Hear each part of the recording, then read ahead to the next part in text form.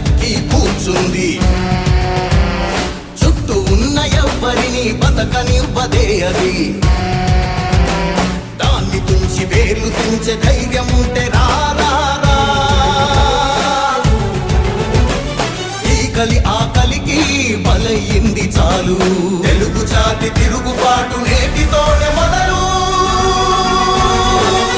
కదలిరా కదలిరా కదలిరా,